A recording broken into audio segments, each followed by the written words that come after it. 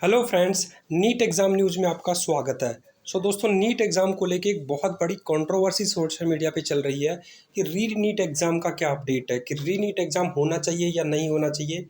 उस पे एनटीए का क्या फाइनल रिस्पॉन्स है और क्या दोबारा नीट एग्ज़ाम होगा, और उस पे अभी तक का टोटल वर्डिक्ट को इसमें वीडियो में डिस्कस करने वाला हूँ। और मैं जो भी आपके क्वेश्चंस होते हैं आपके कमेंट्स में पढ़ता हूँ और उसी पे मैं डिटेल वीडियो बनाता हूँ ताकि स्टूडेंट्स को कोई गलत न्यूज़ ना जा पाए।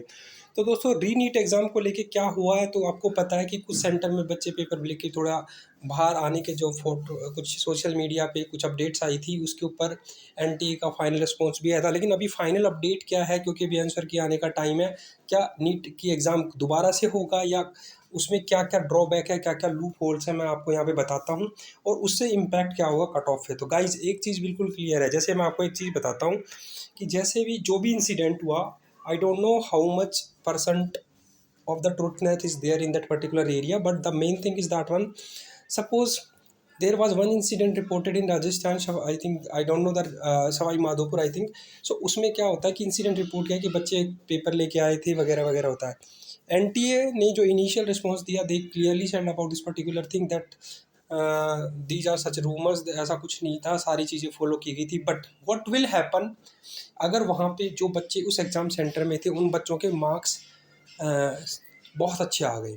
अगर बच्चों के मार्क्स उस सेंटर पे बहुत ज़्यादा अच्छे आ गए तो एक डाउट पैदा होता है। और सबसे बड़ी बात क्या है कि जो राजस्थान जो स्टेट है, राजस्थान में क्या है कि कट ऑफ वैसे ही हाई जाती है। और एक दूसरा इंसिडेंट अगर ऐसा होता है कि उस सेंटर पे, क्योंकि हर सेंटर में बच्चों के रोल नंबर सीक्वेंस में होते हैं, तो वो पता भी बच्चों को आसानी से लग जाएगा। क्योंकि अगर उस सीक्वेंस में सपोज सभी बच्चों के 650 से ऊपर नंबर आ रहे हैं, then obviously there is something messy in that particular area, और यही बच्चों को प्रॉब्लम दिखा रही है। Same is applicable for Bihar also. Like जो इंसिडेंट बिहार में रिपोर्ट किया गया, तो उसमें भी बच्चे यही बोल रहे हैं कि व्हाट विल हैपन कि अगर उस सेंटर पे जिसमें भी इंसिडेंट हुए थे वहाँ पे बच्चों के अच्छे मार्क्स हो गए तो बाकी बच्चों का क्या होगा। क्योंकि नीट में इतनी तो सीटें होती हैं, अगर एक सेंटर में भी अगर कुछ प्रॉब्लम होती है तो उससे पूरे स्टेट की कट ऑफ बुरी तरह से इम्पैक्ट हो जाती है। तो इसलिए बच्चों ने सोशल मीडिया पे डिफरेंट कमेंट्स डाले हैं कि री नीट होना चाहिए। उसके ऊपर नीट का एनटीए का फाइनल रिस्पॉन्स क्या है। तो जो फाइनली अपडेट है मैं आपको बता देता हूँ कि फाइनल इसमें एनटीए का क्या रिस्पॉन्स है।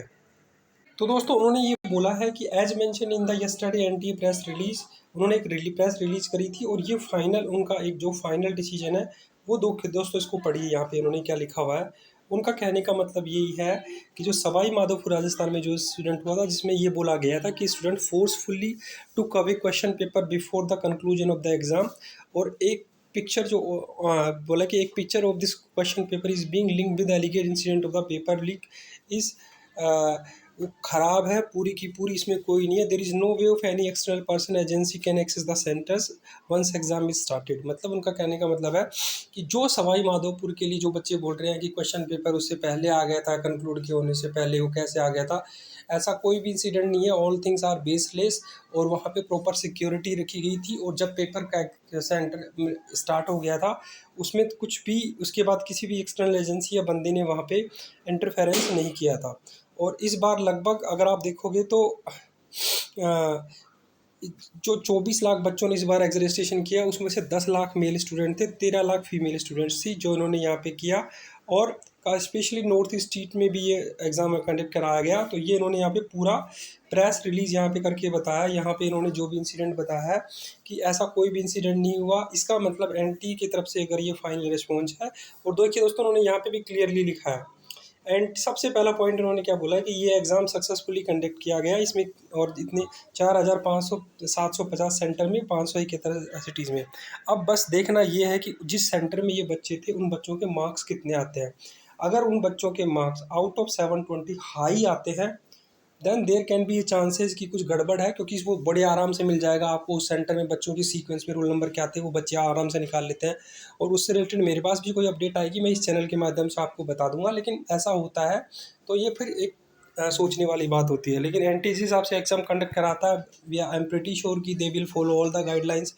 एंड बिकॉज नेशनल लेवल का एग्ज़ाम है, बहुत सारे अरेंजमेंट होते हैं, ऐसे रीनीट नहीं हो सकता गाइस, क्योंकि उसके लिए बहुत सारा अरेंजमेंट करना पड़ता है। आपको पता है 6 महीने से प्रिपरेशन करते हैं तब जाके ये एग्ज़ाम कंडक्ट होता है। तो मैं आपको अभी तो यही सजेस्ट करूँगा कि follow the guideline which NT has already provided and just focus on the things and let's wait कि उस एग्ज़ाम पे सेंटर पे जो बच्चे थे उनके मार्क्स कैसे आते हैं। तो दोस्तों ये थी अपडेट जो मुझे लगा आप लोगों के साथ शेयर करनी चाहिए, तो मैंने आपके साथ शेयर की। मिलते हैं नेक्स्ट वीडियो में, तब तक के लिए जय हिंद।